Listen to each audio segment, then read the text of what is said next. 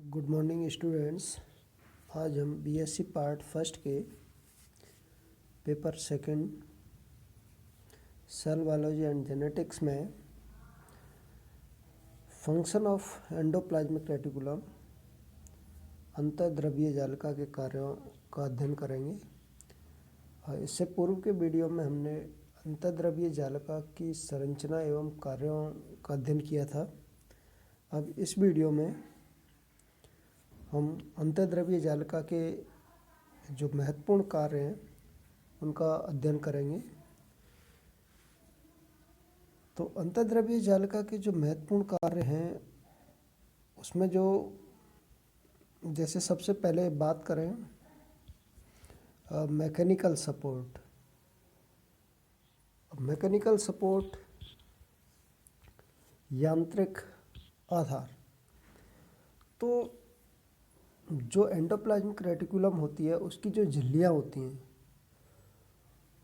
वो कोशिका द्रव में एक साइटोस्केलेटन का फॉर्मेशन करती है, और ये जो साइटोस्केलेटन होता है ये कोशिका के लिए पूरा एक मैकेनिकल सपोर्ट प्रोवाइड कराएगा। मतलब कोशिका द्रव्य के अंदर एक इस प्रकार का नेट बन जाएगा जिससे कोशिका को सहारा मिलेगा, एक आलम्बन मिलेगा, सपोर्ट मिलेगा। मीन्स एक तरह से कहा जाए तो ये कोशिका का क्या है, कंकाल का निर्माण करता है। तो अंतर्द्रव्यीय जालिका का एक यह महत्वपूर्ण कार्य है जिसके तहत वह कोशिका को मैकेनिकल सपोर्ट प्रोवाइड कराता है। नेक्स्ट फंक्शन की बात करें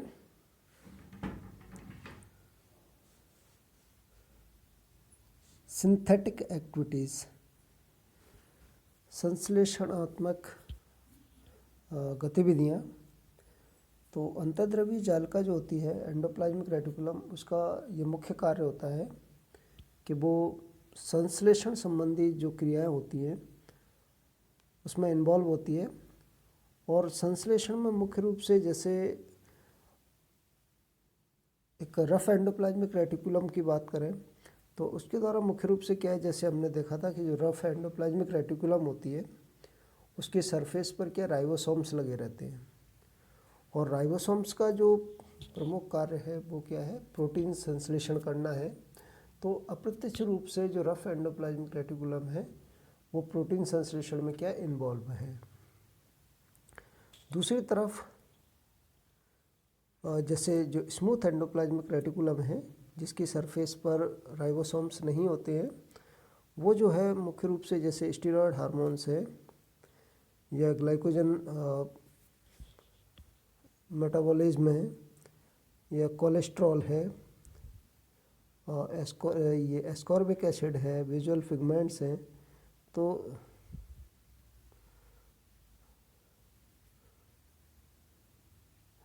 हालांकि एस्कॉर्बिक एसिड्स है वो प्लांट्स में होता है, एनिमल्स के केस में नहीं होता। तो मतलब कहने का मतलब मुख्य रूप से जैसे एनिमल्स की केस की बात करें तो इसमें जो है मुख्य रूप से जैसे जो सिंथेसिस ऑफ फैट्स है, कोलेस्टेरॉल्स है, स्टेरॉयड हार्मोन्स हैं, तो विजुअल पिगमेंट्स हैं या फिर ग्लाइकोजन मेटाबॉलिज्म है, इसमें क्या मुख्य रूप से जो है ये इनके सिंथेसिस में क्या रहती है, इन्वॉल्व रहती है। तो इस प्रकार से यहाँ पर जो दोनों जो एंडोप्लाज्मिक रेटिकुलम है उनके कार्यों में जो सिंथेटिक एक्टिविटीज़ हैं उनमें डिफरेंस है कि जो रफ एंडोप्लाज्मिक रेटिकुलम है उसकी जो मेन सिंथेटिक एक्टिविटीज़ हैं वो प्रोटीन सिंथेसिस से रिलेटेड है, जबकि जो स्मूथ एंडोप्लाज्मिक रेटिकुलम है उसकी जो मेन सिंथेटिक एक्टिविटीज़ हैं वो synthesis of fats, cholesterols, steroid hormones, visual pigments आदि से रिलेटेड है।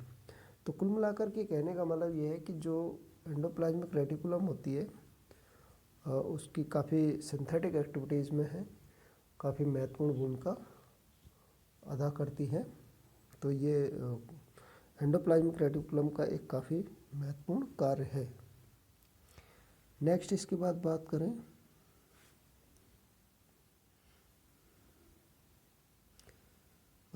थर्ड जो है रोल इन मेटाबॉलिज्म, उपापचय में भूमिका। तो उपापचय में जो है ये मुख्य रूप से जैसे जो स्मूथ एंडोप्लाज्मिक रेटिकुलम है, इसमें जो है जैसे ग्लाइकोजन मेटाबॉलिज्म में ये काफ़ी महत्वपूर्ण भूमिका निभाती है। और इसमें जो है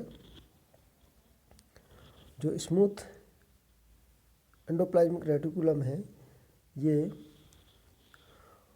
इन्वॉल्व रहती है withdrawal of glucose from glycogen depots through the action of glucose phosphate. This is known as gluconeogenesis. और ये जो है ये सपोर्ट करता है occurrence of glycogen particles in liver cells in those regions in which smooth ER is well developed. तो ये glycogen metabolism में मुख्य रूप से क्या रहती हैं, इन्वॉल्व रहती हैं। तो इस प्रकार से उपापचय की जो क्रिया है उसमें जो है जो एंडोप्लाज्मिक रेटिकुलम है उसका इन्वॉल्वमेंट होता है। तो यह भी एक काफ़ी इम्पोर्टेंट फंक्शन है एंडोप्लाज्मिक रेटिकुलम का। नेक्स्ट अपन देखें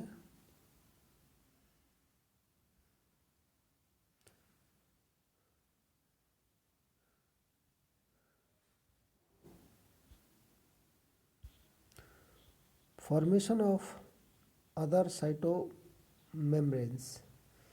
तो इसका मतलब ये है कि जो एंडोप्लाज्मिक रेटिकुलम की जो मेम्ब्रेन होती है उन मेम्ब्रेन के द्वारा जो अदर साइटोमेम्ब्रेन्स है उनका फॉर्मेशन किया जाता है। ठीक है, और जैसे जिसमें मुख्य रूप से जैसे न्यूक्लियर मेम्ब्रेन है या फिर मेम्ब्रेन ऑफ गोल्जी बॉडी है, तो इनका जो है फॉर्मेशन एंडोप्लाज्मिक रेटिकुलम की मेम्ब्रेन से किया जाता है। जैसे इस डायग्राम में दिखा रखा है, जैसे इसमें देखोगे इस डायग्राम में, तो इसमें जो है जैसे ये जो है एंडोप्लाज्मिक रेटिकुलम है, इस पर लिखा हुआ भी है एंडोप्लाज्मिक रेटिकुलम। और ये जो है जैसे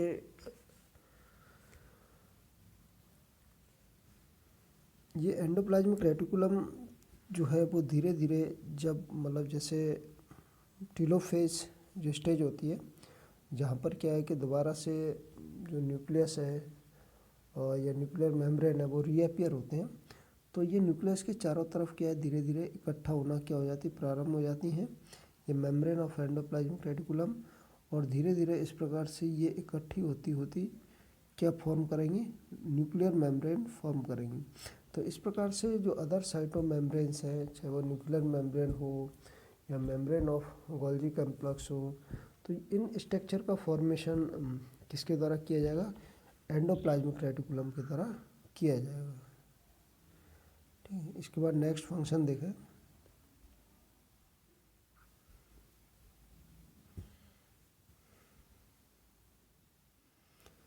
एक्सचेंज ऑफ मटेरियल्स, तो ये भी काफ़ी इम्पोर्टेंट फंक्शंस है कि जो एंडोप्लाज्मिक रेटिकुलम होती है उस एंडोप्लाज्मिक रेटिकुलम के द्वारा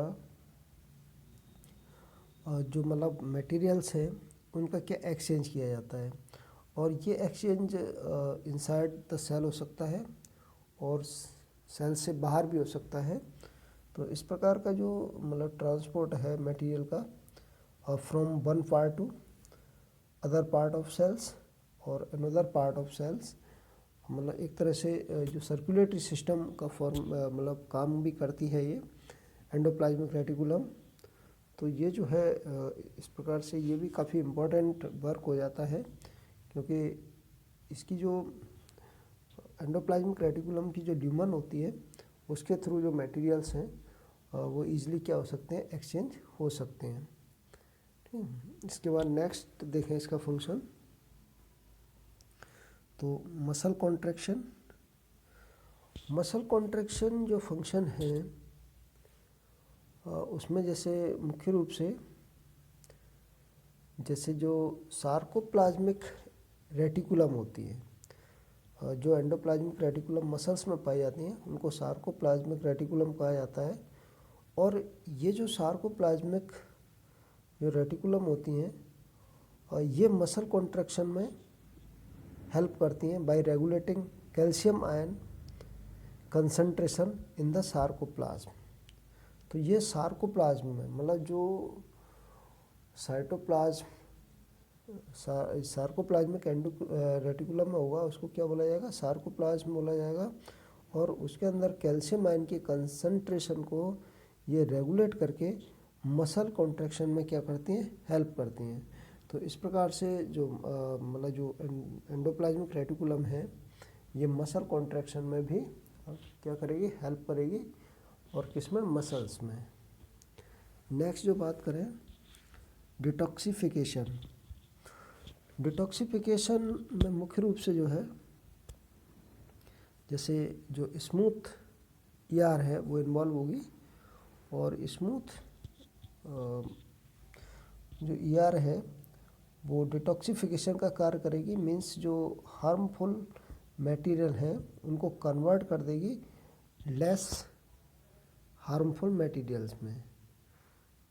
तो ये जो है स्मूथ एंडोप्लाज्मिक रेटिकुलम का काफ़ी इम्पोर्टेंट फंक्शन है, जिसके द्वारा जो टॉक्सिक मटेरियल्स हैं उनका डिटॉक्सिफिकेशन किया जाता है, उनको लेस टॉक्सिक प्रोडक्ट में क्या कन्वर्ट किया जाता है।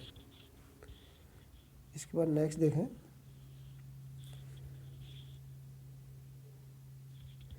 नेक्स्ट और जो फंक्शन है storage of materials. Storage of materials में क्या है कि जैसे जो एंडोप्लाज्मिक रेटिकुलम है ये स्पेस प्रोवाइड कराती है और टेम्परेरी स्टोरेज के लिए मतलब क्या करेगी, स्टोरेज प्रोवाइड कराएगी। जैसे जो सिंथेटिक प्रोडक्ट हैं मतलब इसके द्वारा जो प्रोडक्ट सिंथेसाइज किए जा रहे हैं उनको टेम्परेरी क्या करती है, स्टोर करती है, जैसे ग्लाइकोजन वगैरह है। तो इस प्रकार से ये मटेरियल्स के स्टोरेज के लिए एक साइट प्रोवाइड कराती है। तो ये भी जो है एंडोप्लाज्मिक रेटिकुलम का फंक्शन है।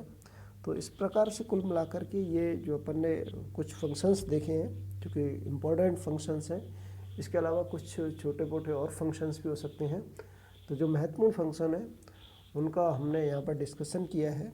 तो ये आपको अच्छी तरह से समझ में आ जानी चाहिए और लगातार कंटिन्यू आप वीडियो देखते रहिए कि नेक्स्ट जो है अपन नेक्स्ट लेक्चर में नेक्स्ट जो आगे का जो पोर्शन होगा साइटोलॉजी का उस पर डिस्कशन करेंगे।